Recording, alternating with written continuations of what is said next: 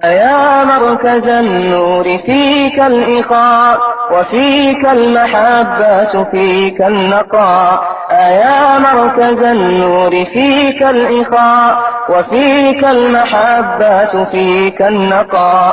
وفيك تجمع شمل الشباب فصرت بحق لهم ملتقى. وفيك والسلام على سيد الأنبياء والمرسلين وعلى آله وأصحابه وأزواجه وذرياته ومن تبعهم بإحسان إلى يوم الدين. أعوذ بالله من الشيطان الرجيم. بسم الله الرحمن الرحيم. ألم تر كيف ضرب الله مثلا كلمة طيبة كشجرة طيبة أصلها ثابت وفرعها في السماء تؤتي أكلها كل حين بإذن ربها. وقال الله تعالى من كان يريد العزة فلله العزة جميعا. صدق الله العظيم وصدق رسوله النبي الكريم ونحن على ذلك لمن الشاهدين والشاكرين والحمد لله رب العالمين. میرے محترم دینی بھائیو، اللہ کے انعامات اس کے بندوں پر اتنے بے شمار ہیں کہ اللہ خود قرآن میں فرماتے ہیں وَإِن تَعُدُّوا نِعْمَةَ اللَّهِ لَا تُحْصُوهَا، کہ اگر اللہ کی نعمتوں کو تم شمار کرنا چاہو تو شمار نہیں کر سکتے. اتنی نعمتیں اللہ نے اپنے بندوں کو عطا فرما رکھی. خاص طور پر ایمان کی دولت اتنی بڑی دولت ہے میرے بھائیوں کہ جو لوگ ایمان کی دولت سے محروم ہیں، آپ دیکھیے کہ کتنی بڑی عقلیں اللہ نے دی ہیں. چاند پر چلے گئے، دنیا میں لوہے کو آسمان میں اڑا لیا، ہوائی جہاز بنا لیا.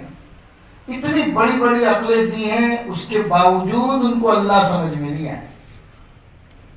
پتہ چلا کہ ایمان کی دولت بہت بڑی دولت ہے. کیونکہ کچھ لوگ ہوتے ہیں جن کے مقدر میں یہ نہیں ہوتا تو ختم اللہ علی قلوبہم وعلی سمعہم وعلی ابصارہم. ایسے لوگوں کے دلوں پر، کانوں پر، عقلوں پر اللہ مہر لگا دیتے ہیں، نافرمانی کی مہر. ان کی عقلیں اللہ کی کبریائی کے بارے میں کام نہیں کرتی.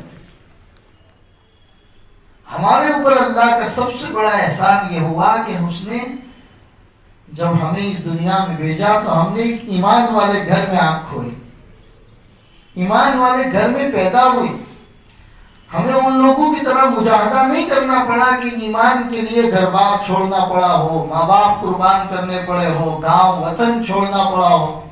نہیں، اللہ کا فضل ہے کہ آنکھیں کھولی تو ایمان والے گھر میں کھولی. یہ اس کی بہت بڑی نعمت ہے میرے بھائی. اللہ اگر کچھ نہ دیتا، ایمان جو دیا ہے وہی اتنا کافی ہے کہ زندگی میں اور کوئی نعمت نہ ہوتی تو بہت کچھ تھا. اس لیے ایمان کی نعمت کی قدر کرنی چاہیے. اور اللہ کا نظام ہے، اللہ فرماتے ہیں میری دی ہوئی نعمتوں کی اگر قدردانی کرو گے تو اس میں اضافہ کروں گا. لئن شکرتم لازیدنکم، میں اضافہ کروں گا. اگر آپ عربی سینٹنس کو جانتے، جملے کو جانتے، تو اللہ جو بات کہہ رہے ہیں کہ میں اضافہ کروں گا، عربی میں اس کو لام، نون، تشدید وغیرہ لگا کر اللہ کی طرف سے تاکید در تاکید کہا جا رہا ہے کہ میری نعمتوں پر شکر گزاری کرو گے تو میں بہت زیادہ دوں گا.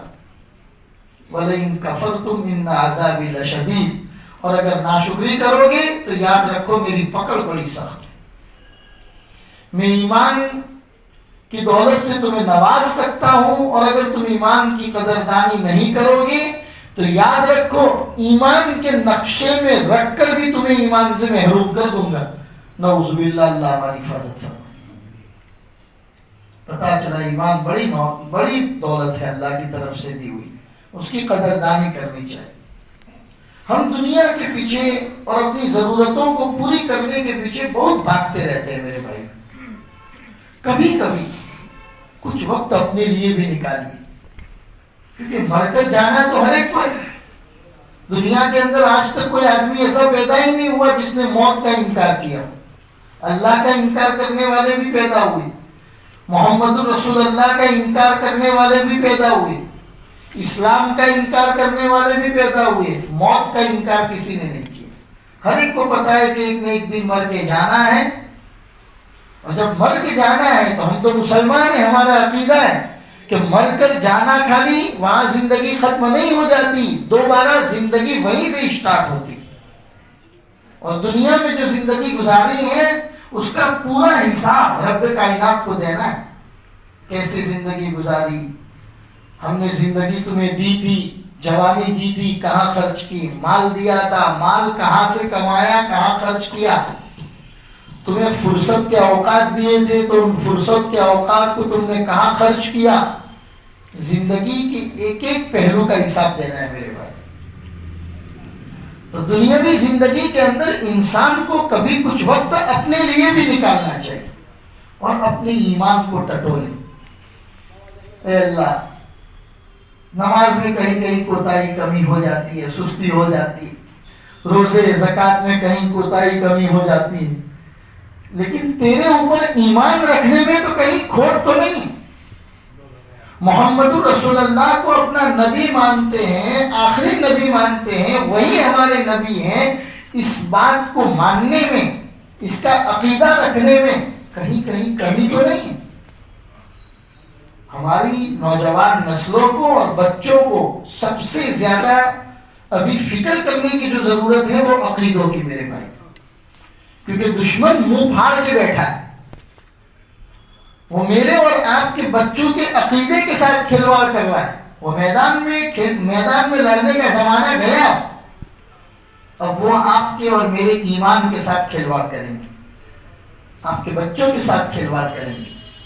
آپ نہیں دیکھتے ہیں بعض اسکولوں میں یہی کرسمس وغیرہ کے موقع پر ایسا آڈیٹوریم بنایا جاتا ہے، ایسا روم بنایا جاتا ہے، اور ٹیچر آتے ہیں، بچوں کو پوچھتے ہیں چاکلیٹ کھانا چاہتے ہو؟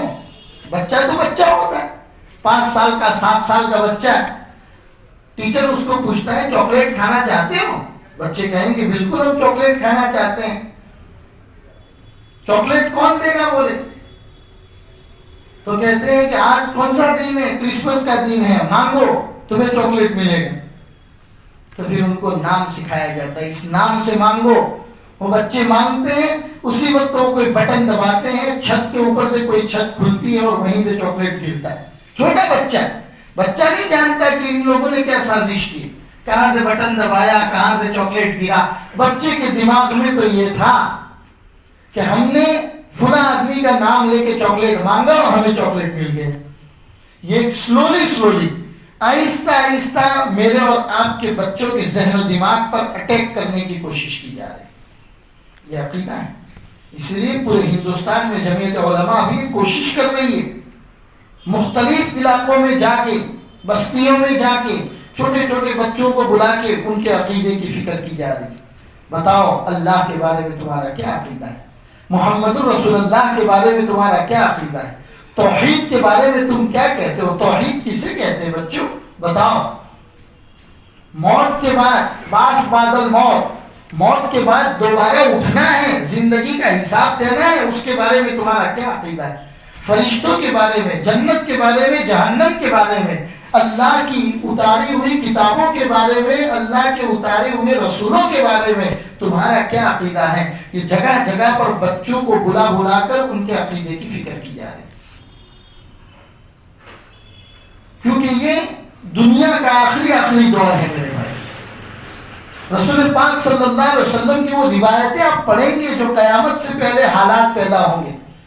کبھی موقع رہا انشاءاللہ تو آپ کو باب اشراط الساعہ، قیامت کی نشانیاں، پورا ایک چیپٹر حدیث کی کتابوں میں، پورا ایک چیپٹر ہے جس میں اللہ کے رسول نے کئی سینکڑوں نشانیاں بیان کیے کہ قیامت سے پہلے ایسا ہوگا، ایسا ہوگا، ایسا ہوگا، ایسا ہوگا۔ جب یہ سب ہونے لگے تو اندازہ لگاؤ کہ یہ دنیا بھی آخری سانس لے رہی، اور جب ان روایتوں کو اس چیپٹر کو آپ پڑھیں گے تب آپ کو پتا چلے گا کہ کتنی چیزیں تو ہو رہی ہیں. تو پتا چلا کہ یہ دنیاوی زندگی میں کبھی 2 منٹ اپنے لیے بھی جی لیا کرو میرے بھائیوں. بیوی بچوں کے لیے، کاروبار کے لیے، سب ہر چیز کے لیے آپ جیتے ہو. کبھی 5 منٹ اپنے لیے بھی جی لیا کرو. محاسبہ کرو، دیکھو مجھے اپنے ایمان کو ٹٹولنے کی ضرورت ہے. دیکھو تو صحیح، میرے اتنے بڑے جسم کے اندر 5 فٹ 6 فٹ کے اتنے بڑے جسم میں جو دل ہے، جو دماغ ہے، اس میں ایمان کی کیا خبر ہے؟ گرچہ میرے نماز میں کہیں کمی کوتاہی ہو جاتی ہے، میرا اللہ معاف کرے گا، بڑا غفور الرحیم. توبہ کر لوں گا، آئندہ پکا ارادہ کروں گا، نمازیں نہیں چھوڑوں گا تو اللہ معاف کر دے گا.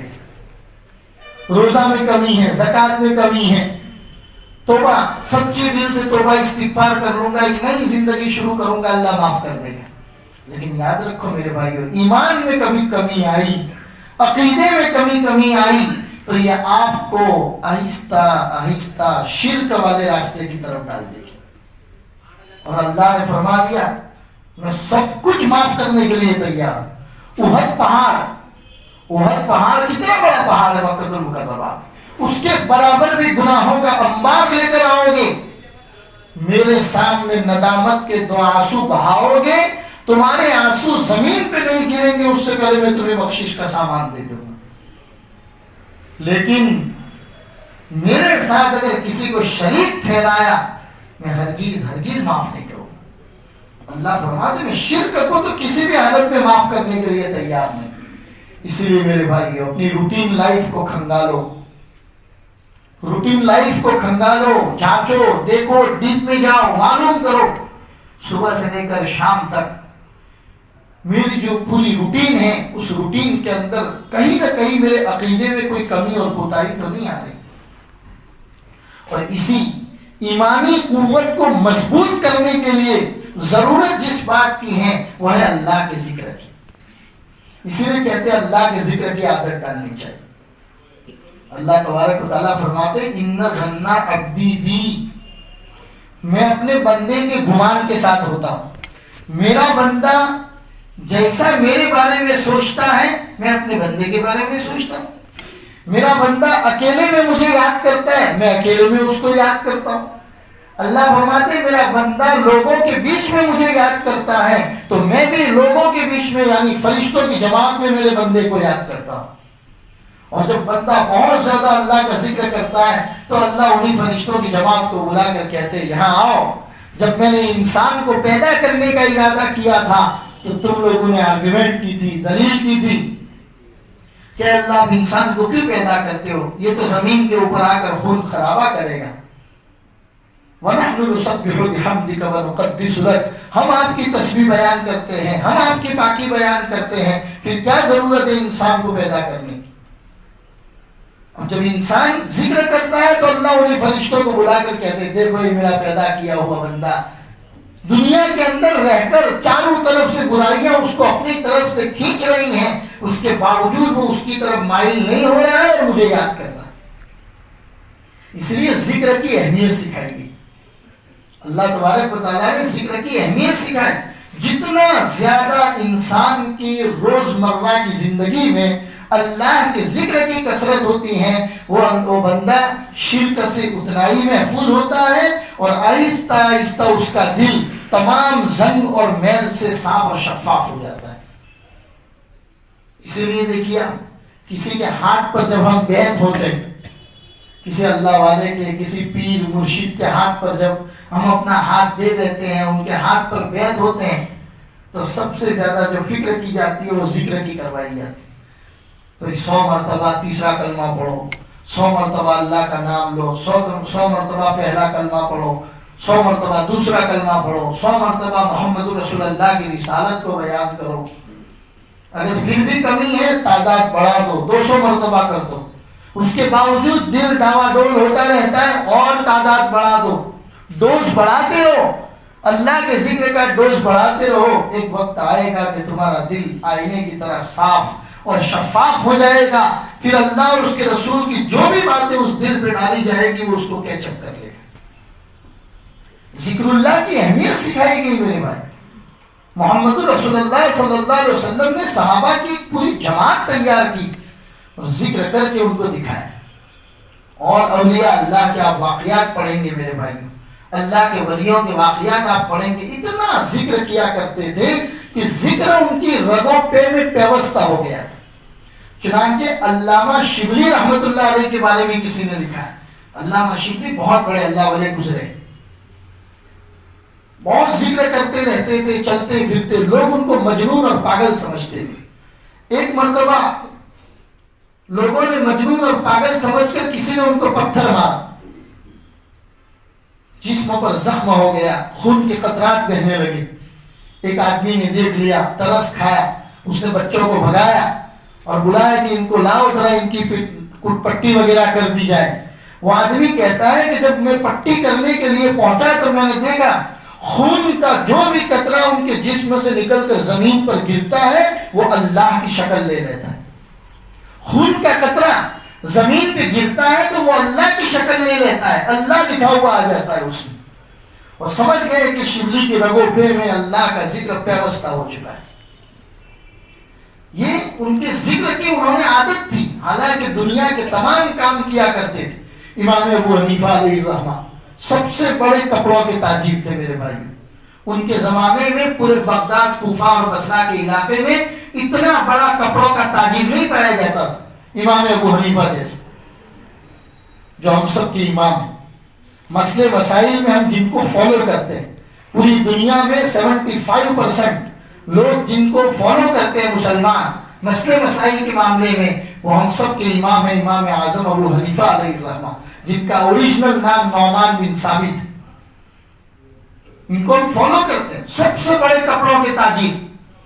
لیکن ایک طرف حدیث بھی پڑھا رہے ہیں، ایک طرف فقہ بھی پڑھا رہے ہیں، ہزاروں کا مجمع ہے، ایک طرف اپنا کاروبار بھی کر رہے ہیں. امام ابو یوسف جن کو اپنے ہاتھوں پہ تیار کیا انہوں نے، جو بعد میں جا کے پورے بغداد کے چیف جسٹس بنے، چیف جسٹس، قاضیوں کے بھی قاضی، ججوں کے بھی جج، امام ابو یوسف علیہ الرحمہ. سوچا ان کا واقعہ بھی بتا دیں. بہت غریب گھر سے بلونگ کرتے تھے. ان کی ماں بازار وغیرہ میں کچھ سامان لینے کے لیے بھیج دیتی تھی. راستہ میں دیکھتے کہ امام ابو حنیفہ لوگوں کو سبق پڑھا رہے ہیں تو وہ بھی وہاں جا کے بیٹھ جاتے. امام ابو حنیفہ کی باتیں سننا ان کو اچھا لگتا تھا. ایک مرتبہ ماں نے دیکھ لیا، کان پکڑ کر اٹھا لیا، ارے یہ تو امام ابو حنیفہ ہیں، بہت بڑے بزنس مین ہیں، ان کا گھر چلتا رہتا ہے، تیری ماں کے پاس کچھ نہیں ہے، تو یہاں پر بیٹھ کر پڑھتا رہے گا تو گھر کا گزران کیسے چلے گا. کان پکڑ کے ماں نے بیٹے کو اٹھا لیا. امام ابو حنیفہ نے دیکھ لیا اور بلایا کہ بڑی اماں، تمہارا بیٹا پڑھنے لکھنے میں بڑا تیز ہے، اس کو بیٹھ کر پڑھنے دو. تو کہا کہ اگر پڑھے گا تو میرے گھر کا گزران کیسے چلے گا؟ کہا پورے مہینے کا خرچہ تمہارے گھر پر میں بھیج دیا کروں گا. کہا یہ پڑھ لکھ کے کرے گا کیا؟ کہا پڑھنے دو، ایک وقت آئے گا تیرا بیٹا بادشاہ وقت کے ساتھ بیٹھ کر بادام کا فالودہ پیے گا. اب ایک غریب ماں جس کا بچہ، جس کا گھر کا گزران نہ چلتا ہو، اس کو امام ابو حنیفہ ماں کو کہہ رہے کہ وقت آئے گا کہ تیرا بیٹا بادشاہ وقت کے دسترخوان پہ بیٹھ کے بادام کا فالودہ پیے گا. ماں نے ہنسی میں اڑا دی. وقت گزرتا گیا، ماں اللہ کو پیاری ہو گئی. امام ابو یوسف وقت کے بہت بڑے امام بن گئے. ہارون رشید بادشاہ بغداد کے بادشاہ تھے. اپنے دو بیٹے مامون الرشید اور امین الرشید دونوں کو پڑھانے کے لیے ایک استاذ کی ضرورت پڑی. تو ہارون رشید نے پوچھا کہ بھائی میرے بچوں کو پڑھانے کے لیے کون سے استاذ کا تقرر کیا جائے؟ کسی نے کہا کہ امام ابو حنیفہ کے ایک شاگرد ہے امام ابو یوسف، بہت زبردست عالم دین ہے، ان کو بلاؤ. چنانچہ امام ابو یوسف کو بلایا گیا. انہوں نے امین الرشید اور مامون الرشید کو پڑھانا شروع کیا. پڑھ کر یہ بچے بھی بڑے آدمی بن گئے. اور اسی زمانے میں ہارون رشید ہی کے زمانے میں امام ابو یوسف کو بغداد کا چیف جسٹس بنا دیا گیا. اور ان کے چیف جسٹس ہونے پر ایک بہت بڑی پارٹی کا آیوجن کیا گیا. اور جب بہت بڑی پارٹی جس میں وقت کے بڑے بڑے علماء، بادشاہ، وزراء یہ تمام لوگ جب دسترخوان کے اوپر بیٹھے، اسی دسترخوان کے اوپر بادام کا فالودہ لایا گیا، تو امام ابو یوسف کے آنکھوں میں آنسو آ گئے اور رونے لگے۔ ہارون رشید نے ان کے سر پہ ہاتھ رکھا اور کہا کہ حضرت کیا بات ہے، کیوں رو رہے ہیں؟ مہمان نوازی میں کوئی کمی رہ گئی؟ کہا نہیں، آج ماں کی یاد آ گئی، استاذ کی یاد آ گئی۔ ایک وقت تھا کھانے کو روٹی نہیں ملتی تھی، ہم لوگ نان شبینہ کے محتاج تھے۔ میرے استاد امام ابو حنیفہ نے میری ماں کو کہا تھا اس کو پڑھا لکھا بڑا بنا، پڑھ لکھ کے بڑا بنے گا، معاشرے میں اس کی عزت ہوگی، ایک وقت آئے گا کہ تیرا بیٹا بادشاہ وقت کے ساتھ بیٹھ کر کھانا کھائے گا۔ اللہ نے وہ وقت دکھا دیا کہ ہارون رشید بادشاہ اتنا بڑا بادشاہ کہ بادل بارش کے زمانے میں جب کوئی بادل گزرتا تھا، ہارون رشید کہتے تھے کہ اے بادل جہاں جا کے برس نہ ہو برس، تیرے پانی سے جو دانا اگے گا اس کا ٹیکس میرے پاس ہی آنے والا ہے۔ اتنی بڑی حکومت اللہ نے عطا فرمائی تھی، اسی بادشاہ کے دسترخوان پر اللہ نے مجھے کھانا نصیب فرمایا۔ اتنے بڑے امام ابو یوسف کو جب چیف جسٹس کا عہدہ ان کے سپرد کیا جا رہا ہے، اس وقت تو ان کے استاد امام ابو حنیفہ ان کو نصیحت کر رہے ہیں۔ ایسے موقع پر نصیحت اس بات کی نہیں کر رہے کہ بیٹا انصاف سے کام لینا، بیٹا تمام پہلو کو دیکھنا، چیف جسٹس ہے برابر فیصلہ کرنا۔ ایسے موقع پر بھی امام ابو حنیفہ اپنے شاگرد امام ابو یوسف کو یہ وصیت کر رہے، بیٹا لوگوں کے بیچ میں بیٹھ کر اللہ کا ذکر کرنا۔ اگر لوگوں کے بیچ میں بیٹھ کر اللہ کا ذکر کرے گا، یہ تیرا جو دل ہے آئینے کی طرح صاف و شفاف ہو جائے گا، تجھے دیکھ کر لوگ اللہ کے ذکر کو پسند کریں گے۔ آج میرے بھائیوں ہماری روٹین لائف میں سے اللہ کا ذکر نکل گئے۔ نماز کا وقت ہوتا ہے، مؤذن اذان دیتے ہیں، اللہ ہماری کوتاہی کو معاف فرمائے۔ مؤذن کے اذان سے لے کر نماز کے کھڑی ہونے تک 15-20 منٹ کا فاصلہ ہوتا ہے، پھر بھی ہماری رکعتیں جاتی ہیں۔ گویا کہ ایک بوجھ ہے، اللہ حفاظت فرمائے، ایک بوجھ ہے نماز کا جو اتارنے کے لیے آئے اور اتار کے بھاگ گئے۔ عبادتوں میں کمی کوتاہیاں تو ہے ہی ہیں، ذکر جو ہونا چاہیے جو ان عبادتوں کی طرف ہم لوگوں کو راغب کرتی ہے، ذکر آہستہ آہستہ ہمیں ہمارے دل کو صاف کرتا ہے، اللہ کا خوف اس میں مبتلا ہوتا ہے، اور بندہ نماز کا نام سن کے مؤذن کی آواز آئی حی علی الصلاۃ، آؤ نماز کی طرف، حی علی الفلاح، آؤ کامیابی کی طرف، الصلاۃ خیر من النوم، نماز نیند سے کہیں زیادہ بہتر ہے۔ دل میں آگ لگ جانی چاہیے، تڑپ جانا چاہیے اور آدمی بھاگنا چاہیے نماز کی طرف۔ ان کوتاہیوں کو، ان کمیوں کو دور کرنے کا سب سے بڑا علاج اللہ کا ذکر ہے میرے بھائی، اس کا معمول بنائیں۔ آج ہر انسان سے آپ پرسنل لائف شیئر کریں گے، کسی آدمی کے ساتھ بیٹھیں گے، بھائی بتائیے پرسنل لائف میں کیا چل رہا ہے، کوئی آدمی آپ کو مطمئن نظر نہیں آئے، کسی کے پاس سیٹسفیکشن ہے ہی نہیں اس کی لائف میں۔ کوئی آدمی کتنا ہی بڑی گاڑی میں گھوم رہا ہے، سونے اور چاندی کے بستروں پہ سو رہا ہے، لیکن اگر آپ بیٹھ کر اس کی پرسنل لائف ڈسکس کریں گے تو آپ کو پتا چلے گا اندر سے ٹوٹا ہوا آدمی۔ میرے بھائیو، جب اس دل کے اندر اللہ کو رکھا ہی نہیں ہے تو پھر دنیا کی تمام عیش و آرام کے سامان مجھے اور آپ کو راحت نہیں دے سکتے۔ اگر ہم چاہتے ہیں کہ دنیا کے ان سامانوں سے راحت حاصل کریں تو ضروری ہے کہ اس دل کو پہلے اللہ کی طرف متوجہ کریں۔ جس دن متوجہ کریں گے تو پھر اللہ کی نعمتوں کو استعمال کرنے کا مزہ بھی آئے گا۔ اس لیے کہا کہ اس دل کو متوجہ کرنے کی ضرورت ہے۔ کاروبار میں کمی کی شکایت، جلدی نیند نہیں آتی، اولاد کی نافرمانیوں سے پریشانی، اور دوسرے بھی کتنے حالات ہوتے ہیں، لوگوں سے ملتے ہیں تو پتہ چلتا ہے۔ ان تمام چیزوں کا علاج اللہ کا ذکر ہے میرے بھائی۔ چنانچہ فضائل ذکر میں لکھا ہے کہ اگر کوئی انسان صبح اور شام 10 مرتبہ چوتھا کلمہ لا الہ الا اللہ وحدہ لا شریک لہ لہ الملک و لہ الحمد یحیی و یمیت بیدک الخیر انک علی کل شیء قدیر، جس کو اللہ کے رسول نے فرمایا کہ جب بھی بازاروں میں جاؤ تو یہ چوتھا کلمہ پڑھا کرو۔ اس چوتھے کلمے کی فضیلت میں لکھا ہے کہ صبح اور شام 10 مرتبہ انسان اگر اس کو پڑھنے کا معمول بنائے، اللہ اس کو ایسی تمام جگہوں سے بچائیں گے جو ذلت والی جگہ ہے۔ سب سے بڑا وعدہ ایسی تمام جگہوں سے اللہ اس کو بچانے کا انتظام کریں گے جو ذلت والی جگہ ہیں، آپ وہاں پہنچیں گے ہی نہیں، ذلت کی تمام جگہوں سے اللہ آپ کو بچائیں گے، یہ اللہ کا وعدہ ہے۔ اللہ اس بندے کو اپنی حفاظت میں لے لیتے ہیں، اور یہاں تک روایتوں میں آتا ہے اللہ کہہ دیتے ہیں فرشتوں سے، یہ بندہ نے اپنے آپ کو میرے حوالے کر دیا ہے، اب اس کی تمام ضرورت کی کفالت میں کروں گا۔ پھر دیکھیے آپ کے کاروبار میں برکت بھی ہوتی ہے، آپ کے زندگی کے مسائل، حالات، پریشانیاں تمام خود بخود دور ہوتی چلی جائے۔ اس لیے میرے بھائیو ضروری ہے کہ اللہ کے ذکر کی کثرت کریں، جتنا بھی آپ کر سکیں۔ ابتدا کرو پہلے کلمے سے ابتدا کرو، اور معمول بناؤ کہ انشاءاللہ ثم انشاءاللہ صبح 100 مرتبہ، شام کو 100 مرتبہ پہلا کلمہ پڑھیں گے نہیں تب تک اپنی یوں سمجھیں گے کہ میری لائف میں کہیں نہ کہیں کمی، میرا کچھ ادھورا رہ گیا۔ آدمی دکان سے جب حساب کر کے جاتا ہے اور اگر آج کا حساب رہ جاتا ہے تو اس کو گھر جا کے نیند نہیں آتی، وہ جانتا ہے کہ آج فلاں آدمی کا میں نے کام کیا، اتنا سامان بیچا، فلاں کو پیسہ دیا، فلاں سے پیسہ لینا ہے، یہ تمام چیزوں کا آج میں نے حساب نہیں کیا، کل صبح دکان جا کے مجھے پہلے وہی کام کرنا ہے۔ اسی طریقے سے ذکر اللہ کے بارے میں یہ طلب ہونی چاہیے، پہلے کلمے سے شروع کیجیے کہ لا الہ الا اللہ محمد الرسول اللہ، اس میں اللہ کی وحدانیت، اللہ کی کبریائی کا بیان ہے، دوسرے پہلو میں محمد الرسول اللہ کی رسالت کا بیان ہے۔ 100 مرتبہ صبح پڑھنا ہے، 100 مرتبہ شام کو پڑھنا ہے۔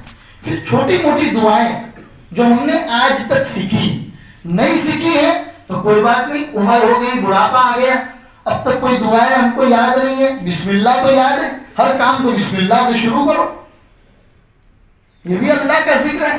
اور اگر دعائیں آتی ہیں، کھانے کے وقت کی دعا، کھانے کے بعد کی دعا، سونے سے پہلے کی دعا، سونے کے بعد کی دعا، دکان پر آ رہے ہیں تو دکان کو کھولتے وقت بسم اللہ، اور اللہ سے برکت کے طلبگار بن کر، اللہ کی رحمت کے طلبگار بن کر میں اپنے دکان کے قفلہ اور تالے کو کھولوں۔